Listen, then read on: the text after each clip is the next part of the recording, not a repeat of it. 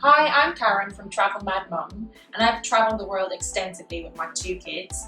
And today I've been asked to show you how to pack for the whole family of 4 for a beach holiday for a week into one checked luggage with 20 kgs. So that's the whole family in one bag, and we have everything you could possibly need here.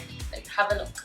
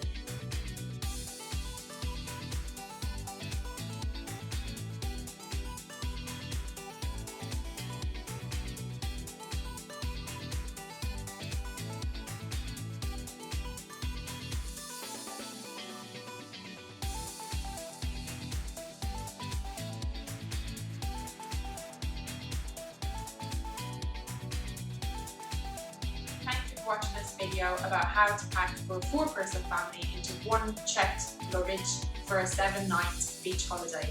Let's check the kgs. Just under 19 kgs, just under.